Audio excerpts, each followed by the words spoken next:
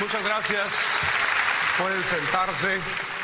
Gracias, Marcos, allá donde te encuentras en Australia. Reciban un saludo de mi esposa, Pecos, y de la congregación que pastoreamos en Phoenix, como les acaba de decir Marcos. Y me dijeron por ahí que Randall cumple año el día de hoy. Un aplauso. Feliz cumpleaños.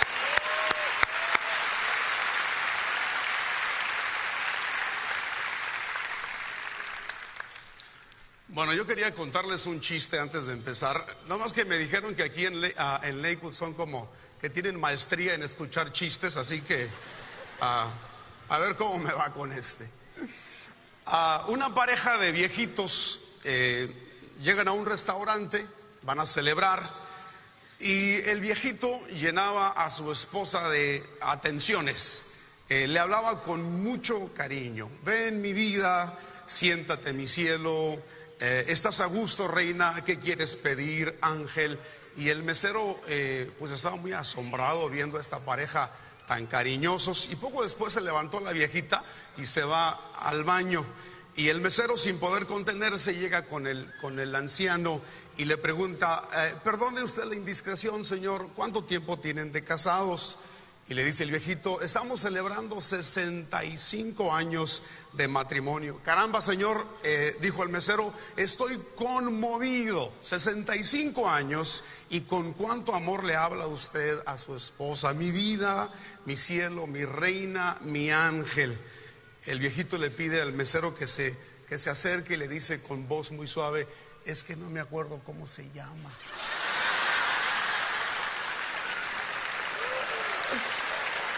Bueno,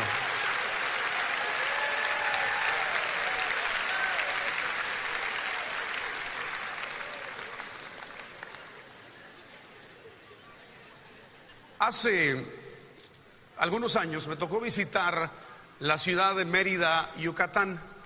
Tuvimos un concierto el sábado, hay gente de Mérida por ahí. Tuvimos un concierto el sábado y me quedé el domingo para pasear por la ciudad, para conocer un poco. Me levanté el domingo en la mañana, me desayuné muy rico en el hotel y salí a caminar, salí a pasearme. El clima era perfecto, la gente se veía relajada, la gente se veía muy, pero muy amable. Pasé por la catedral del pueblo, y cuando pasé por la catedral del pueblo me encontré con un grupo de niños exploradores, Boy Scouts. Estaban formados en fila, me imagino que iban a una excursión por algún lugar, y sus líderes les estaban dando instrucciones. Pero aquello se veía muy, muy bonito, como una escena de película. Los niños se veían obedientes, se veían bien peinados, bien portados, todos ellos, y yo estaba viéndolos realmente admirado. Seguí caminando, llegué a la plaza del pueblo, y cuando llego a la plaza del pueblo había una banda que estaba tocando música en vivo, y había en el centro de la plaza parejas bailando.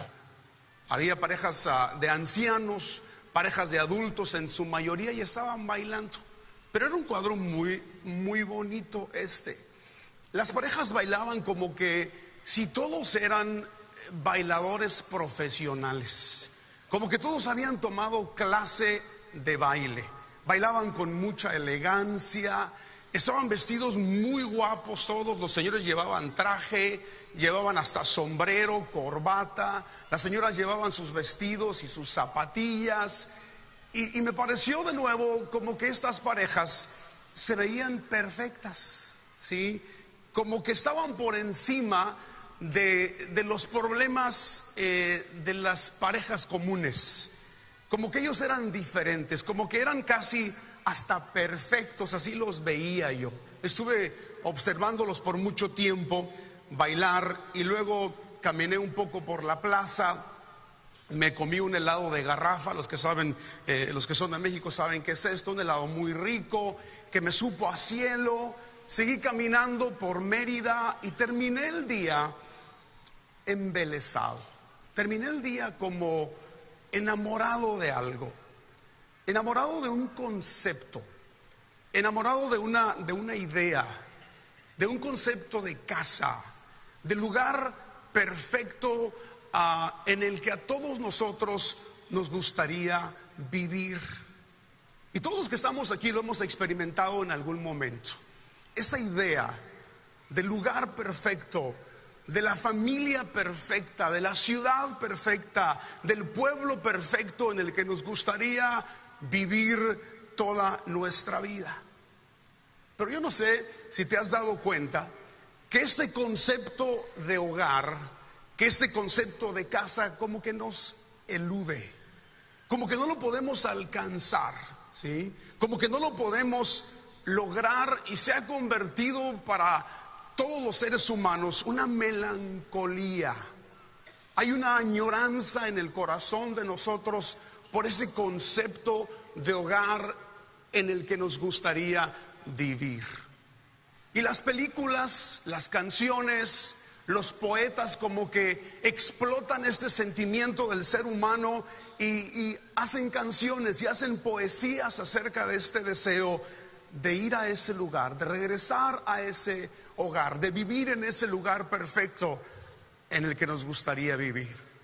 Los comerciales de la Coca-Cola, ¿no se han fijado?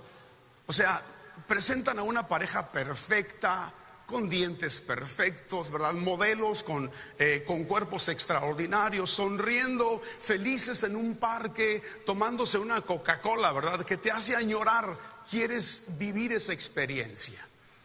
Y no hablemos de los comerciales de la cerveza Corona, ¿verdad? Porque también esos así como que te hacen querer estar en ese paraíso, pasando no unas vacaciones, sino pasando toda tu vida en ese lugar.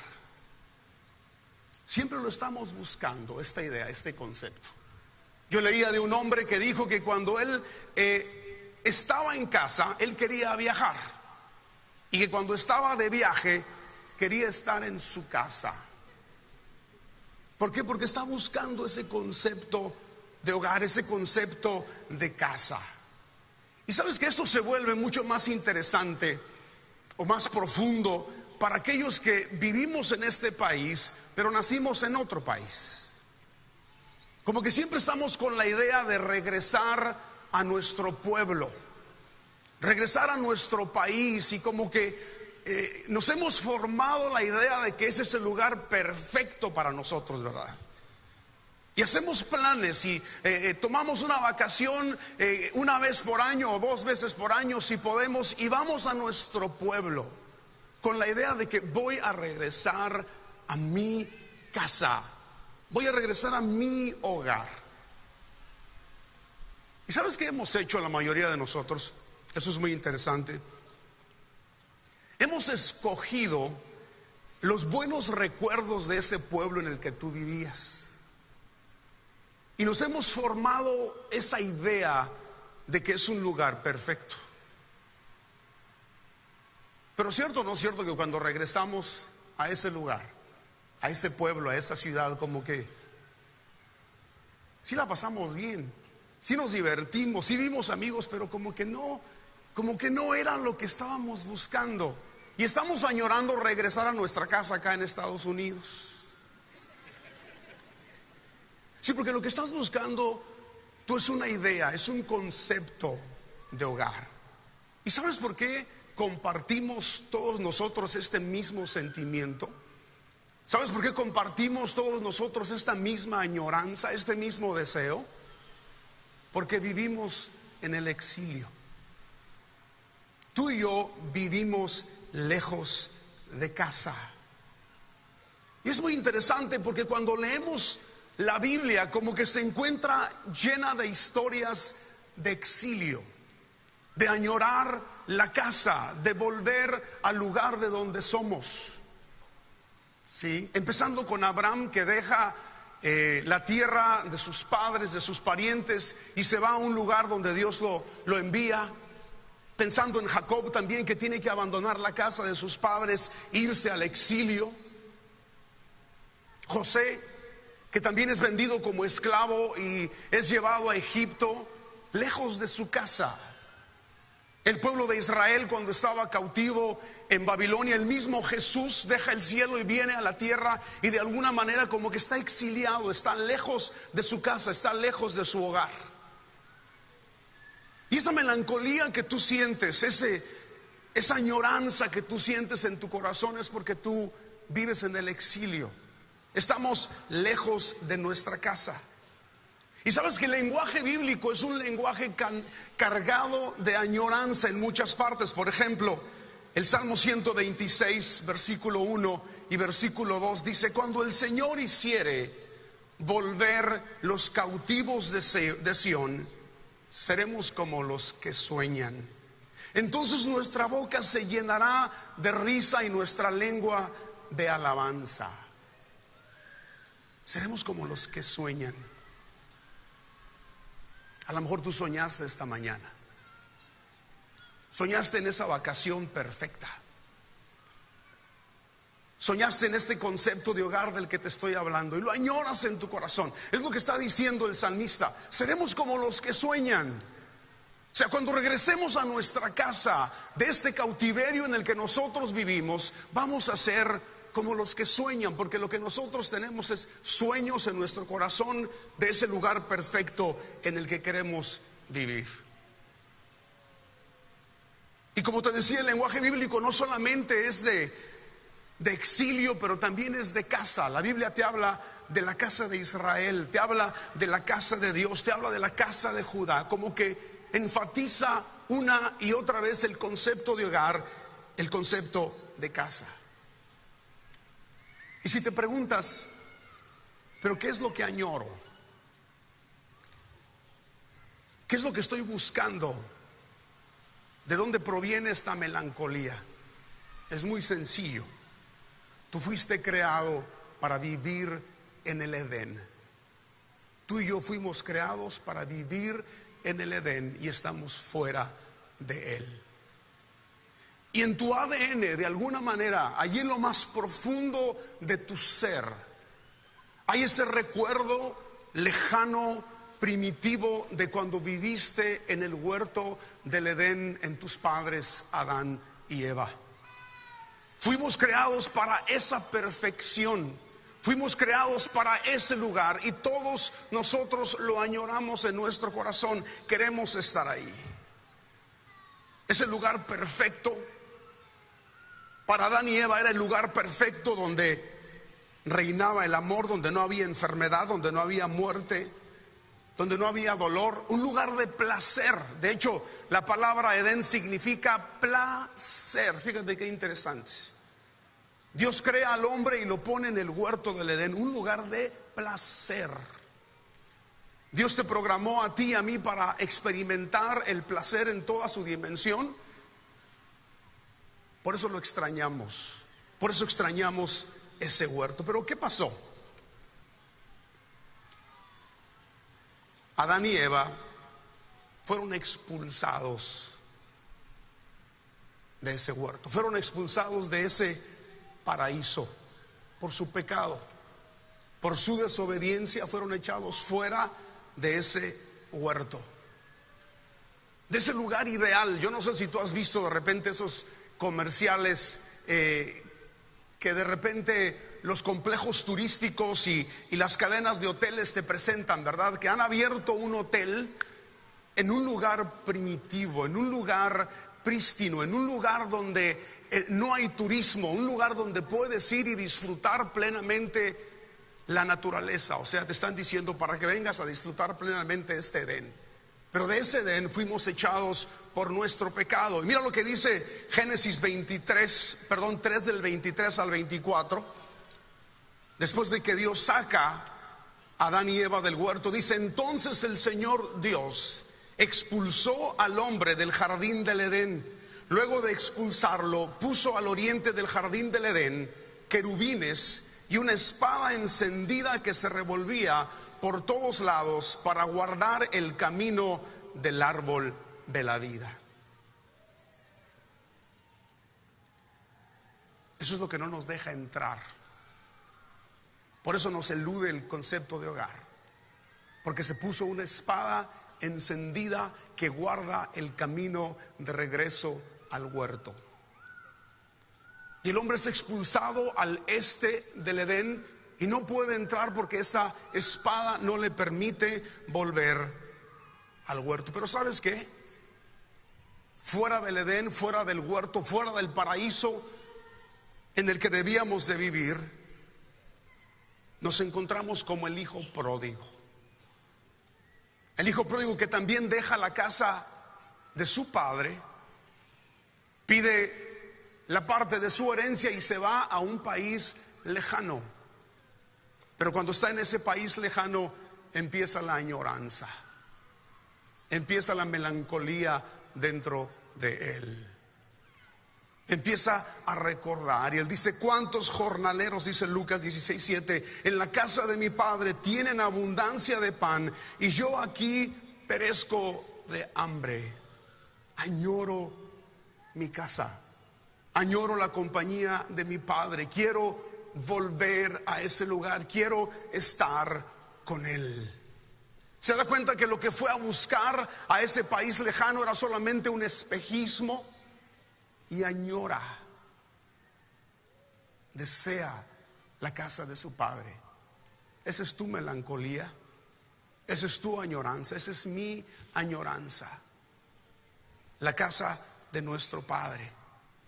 Es que nuestras ideas son mejores que las ideas de Dios, que nuestras decisiones o nuestros conceptos, que nuestra manera de pensar son mejor que los pensamientos de Dios, y optamos por hacer lo que nosotros queremos y nos vamos de casa, huimos de la casa de nuestro Padre. Y déjame decirte, esto es muy interesante, porque Tarsis era lo que nosotros conocemos como Gibraltar en España. Para ellos era el fin del mundo, era el mundo conocido para ellos en aquel tiempo. Entonces literalmente Jonás estaba yendo como el hijo pródigo a un país lejano. Era lo más lejos que él se podía alejar de su casa. Según era lo más lejos que se podía alejar de Dios. Y algo muy interesante, porque estamos hablando de la presencia del Señor. La presencia del Señor, en hebreo, la palabra presencia literalmente significa rostro. Rostro, faz, cara. Cuando nosotros nos alejamos de la presencia de Dios, nos estamos alejando del rostro de Dios. Y eso es significativo por lo siguiente: el significado que tiene para nosotros el rostro. De niños, cuando somos pequeños, lo primero que vemos es el rostro de nuestros padres. ¿Sí? Los papás siempre nos tienen aquí como pequeños, de niños, viendo su cara, y los niños nos ven a nosotros. Cuando los niños se van a acostar en la noche, lo último que ven allí sobre la cuna es el rostro de sus padres. Y cuando se levantan en la mañana, lo primero que ven ahí es el rostro de sus padres. Y sabes, en los años más importantes de un bebé, en el tiempo más importante de un niño, en sus años formativos, el rostro de su padre se convierte en la referencia en medio de este mundo. Es el rostro de papá. Es lo que me ubica, es lo que me da dirección, es lo que me muestra mi lugar en este mundo, el voltear y ver el rostro de mi papá. En la bendición sacerdotal, el sacerdote hablaba al pueblo y le decía: el Señor te bendiga y te guarde. El Señor haga resplandecer su rostro sobre ti. El Señor alce sobre ti su rostro, como un padre alza el rostro sobre su pequeño allí en la cuna, allí en la cama. El Señor haga resplandecer su rostro sobre ti. tenga de ti misericordia y ponga en ti paz.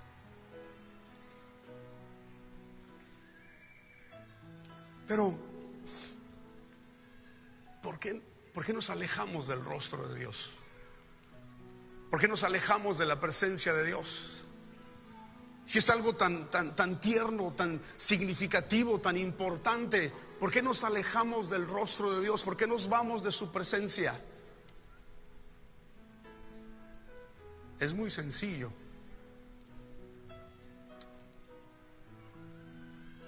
Empezamos a querer nosotros ser como Dios, a tomar el papel de Dios.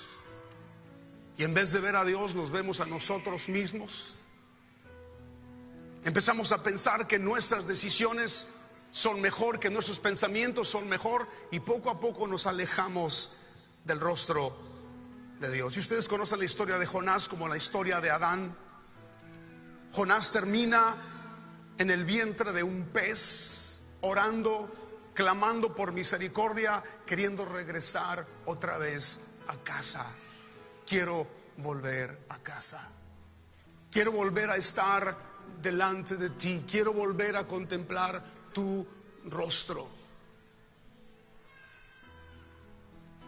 Marcos decía hace un momento que pastoreamos en Phoenix. Y pastorear es algo completamente diferente a salir y estar viajando en diferentes países y pararte en una plataforma y hablar y cantar por un par de horas. Pero cuando pastoreas, te encuentras con los exiliados. El mes pasado para nosotros fue un poco difícil en la congregación. Pecos, mi esposa y yo tomamos tiempo para dar consejería, especialmente a matrimonios cuando estoy en la ciudad. Y el mes pasado fue particularmente difícil porque escuchamos tantas historias de terror, historias de miedo. No las típicas historias de pleitos de pareja, ¿verdad? Que se gritan y se ofenden. No. Estoy hablando de cosas horribles que no quiero ni mencionar. Pero teníamos enfrente de nosotros en ese mes sentadas a parejas sufriendo de las cosas más horribles que tú te puedes imaginar. En una de esas está un hombre sentado enfrente de nosotros con su esposa, y literalmente el hombre parecía un pedazo de trapo, tan afectado por el pecado, había caído en el incesto, y tú lo veías totalmente destrozado emocionalmente, sin querer levantar la cabeza. Y sabes que en ese momento yo pensaba en la hija y en el incesto, pensaba en la esposa y el dolor en su corazón, pero el que más me quebró el corazón fue el hombre que cometió el pecado, totalmente destrozado. Cuando esta pareja salió de nuestra oficina, mi esposo y yo volteamos a vernos y ambos estábamos llorando,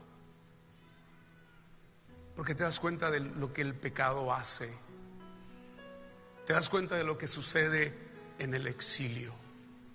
Pero ¿sabes qué? Jesús vino a abrir el camino de regreso a casa.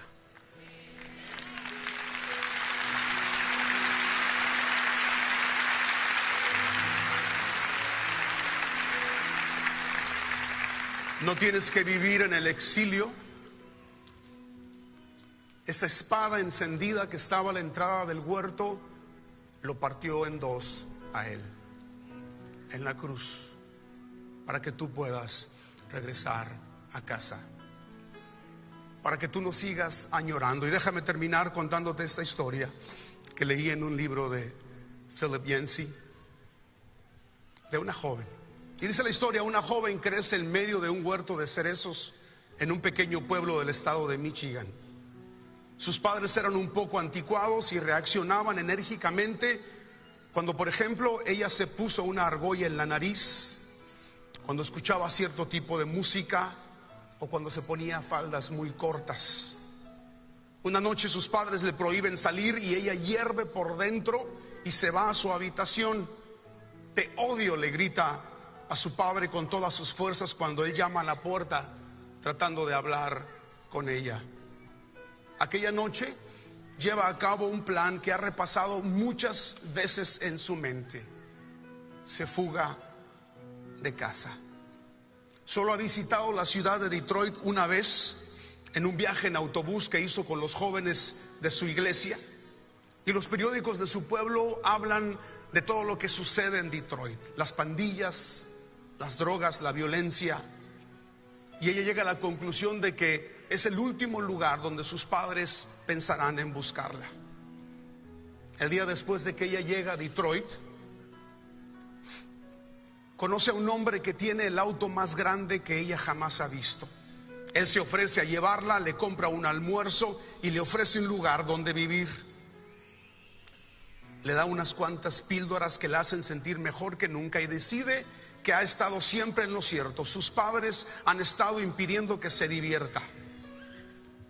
Aquella buena vida continúa por un mes, 3 meses, un año. El hombre del auto grande le enseña unas cuantas cosas que le gustan a los hombres, y como ella es menor de edad, pagan más por ella. Vive en un lujoso departamento y pide que le traigan las comidas cada vez que quiere al departamento. De vez en cuando se acuerda de su familia, pero la vida de estos le parece ahora tan aburrida y provinciana, y apenas puede creer que ella haya crecido allí. En una ocasión se asusta un poco cuando ve su fotografía en un cartón de leche que decía: ¿ha visto usted a esta niña? Pero ella ahora tiene el pelo rubio, y con tanto maquillaje y tantas joyas que trae, nadie pensaría que es esa niña. Después de un año, las señales de la enfermedad aparecen en su cuerpo y le asombra la rapidez con la que el jefe cambia de actitud, y antes de que ella se dé cuenta termina en la calle y sin un centavo. Aún logra hacer un par de trucos por noche, pero le pagan poco y todo el dinero se le va en mantener su vicio. Cuando llega el invierno se tiene que ir a dormir sobre las parrillas metálicas que hay afuera de las grandes tiendas. Unas oscuras ojeras le rodean los ojos, la tos continúa empeorando. Una noche, mientras está acostada y despierta escuchando los pasos de la gente, de pronto todas las cosas de su vida le parecen distintas. Ya no se siente esa mujer de mundo, se siente como una niña pequeña perdida en una ciudad fría y atemorizante. Comienza a llorar, tiene los bolsillos vacíos y tiene mucha hambre y necesita drogas. Tiembla debajo de los periódicos que ha amontonado sobre su abrigo.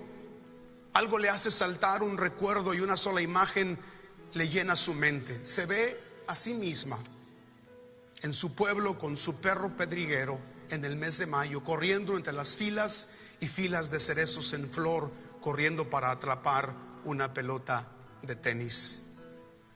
Señor, ¿por qué me fui?, se pregunta, y el dolor le atraviesa el corazón. Mi perro allá en casa come mejor que yo ahora, piensa. Está sollozando y en un instante se da cuenta que no hay nada que quiera más que regresar al hogar. 3 llamadas telefónicas y las 3 veces entra la contestadora. Las 2 primeras no deja recado, pero la tercera vez deja un recado y dice: papá, mamá, soy yo. Me estaba preguntando si podría volver a casa. Voy a tomar un autobús hacia allá y llegaré alrededor de la medianoche. Si ustedes no están, bueno, me imagino que me quedaré en el autobús hasta que llegue a Canadá. El autobús hace unas 7 horas entre Detroit y su pueblo, y durante el trayecto se da cuenta que hay fallas en su plan, que si sus padres estaban fuera de la ciudad y no escucharon el mensaje. Sus pensamientos van alternando entre el temor y el discurso que ha preparado para su padre. Papá, lo siento, sé que estaba equivocada, la culpa no es tuya, es toda mía, ¿me puedes perdonar, papá? Dice estas palabras una y otra vez. Y aunque solamente una práctica, lo que está haciendo, se le hace un nudo en la garganta cada vez que lo repite. El autobús lleva las luces encendidas, unos pequeños copos de nieve empiezan a caer y humo o vapor sube del asfalto. Una señal en la carretera indica que están a corta distancia para llegar a su pueblo. Y cuando por fin el autobús llega a la terminal, mientras suenan los frenos de aire, el conductor anuncia por el micrófono con una voz cansada: 15 minutos, señores, es todo el tiempo que podemos estar aquí. Se mira en un espejo pequeño ella, se arregla el cabello, se limpia el lápiz labial que se le había pegado a sus dientes y se mira las manchas de tabaco debajo de sus dedos y se pregunta si sus padres se darán cuenta de esto. Entra en la terminal sin saber qué esperar. Ninguna de las 1000 escenas que se ha imaginado en su mente le han preparado para lo que ve. Allí en la terminal, con paredes de hormigón y sillas de plástico, le espera un grupo de 40 hermanos, hermanas, tías, abuelos, tíos, abuelos, primos, una abuela y una bisabuela. Todos llevaban simpáticos sombreros de fiesta y soplaban silbatos. Y había un anuncio en la pared pegado con cinta adhesiva que decía: bienvenida a casa. Su padre sale del medio del grupo que ha venido a darle la bienvenida. Ella lo mira a través de las lágrimas que brotan de sus ojos y comienza a pronunciar el discurso aprendido de memoria: papá, lo siento, yo sé. Y el papá la interrumpe: calla, hija, ya tendremos tiempo para eso.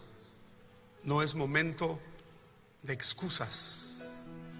Vas a llegar tarde a la fiesta, te está esperando un banquete.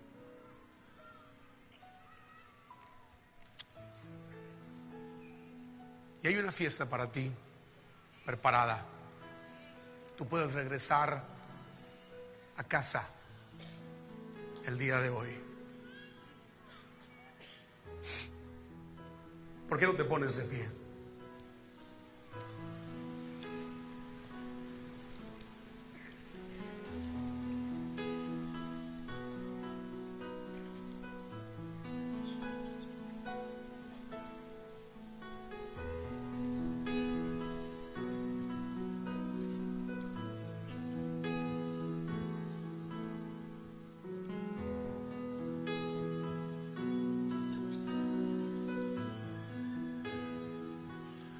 Aquí estoy anhelándote más que nunca, más que ayer. Aquí estoy añorándote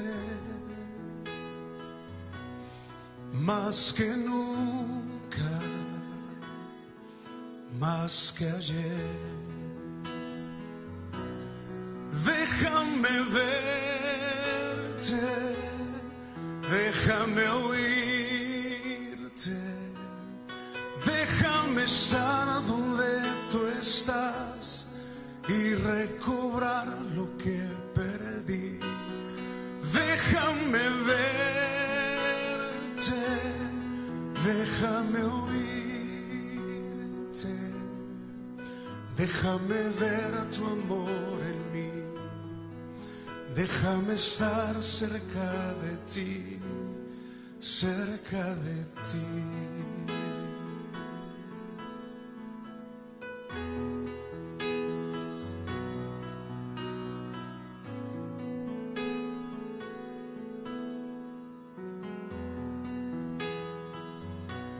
Aquí estoy, vuelvo a tener sed de tu presencia, de tu poder. aquí estoy, te bendeciré, mi voz y manos a ti alzaré. Déjame verte, déjame verte, déjame oírte, déjame estar donde tú estás y recobrar lo que perdí. Déjame verte, déjame oírte, déjame ver tu amor en mí, déjame estar cerca de ti, cerca de ti. Si tú estás aquí en esta tarde y no has tenido un encuentro con Jesús y quieres regresar a casa el día de hoy, me gustaría orar por ti. Esta es tu oportunidad para que tú le entregues tu vida a Jesús y dejes de añorar y regreses a casa el día de hoy. Hay una fiesta preparada para ti.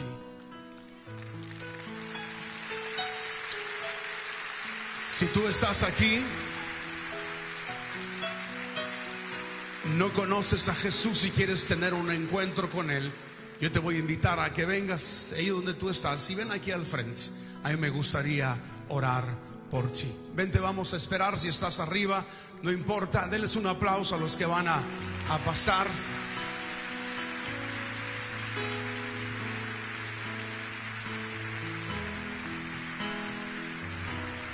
Déjame verte, déjame oírte, déjame estar donde tú estás y recobrar lo que perdí. Déjame verte, déjame oírte, déjame ver tu amor en mí, déjame estar cerca de ti, cerca de ti.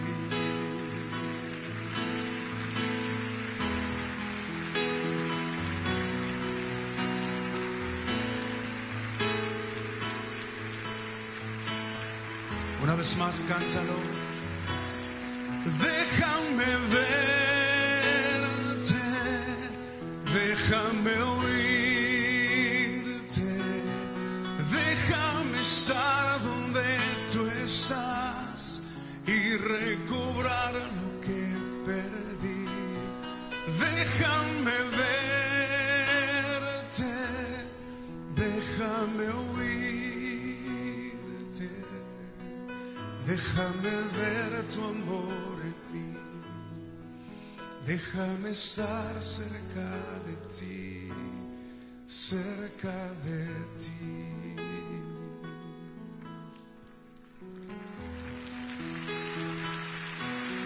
Cerca de ti.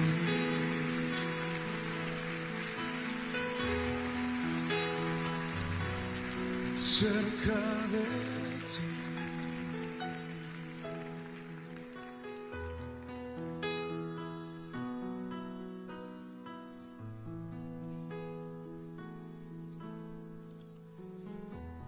Queremos estar cerca de ti, Señor. Estamos esperando que lleguen las últimas personas para orar.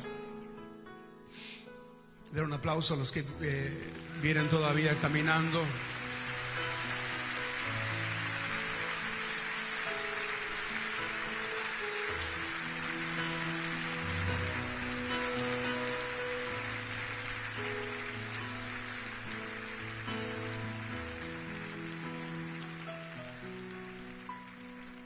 Vamos a hacer algo muy sencillo, una oración que si la haces de todo corazón, algo va a pasar en ti. Jesús va a entrar a tu corazón y hoy regresarás a casa. Este día se acabará esa añoranza en tu corazón. Cierra tus ojos para que no te distraigas al repetir esta oración. Señor Jesús, vengo delante de ti reconociendo que he pecado y estoy lejos de casa. Pero el día de hoy regreso a ti y te pido perdón por mi desobediencia, por mi pecado. Entra a mi corazón y cambia mi vida. Por mí mismo yo no puedo cambiar, pero si tú entras a mi corazón, cambiaré. Gracias, Jesús, porque sé que me has oído, sé que estás en mi corazón, sé que soy nueva criatura. Amén.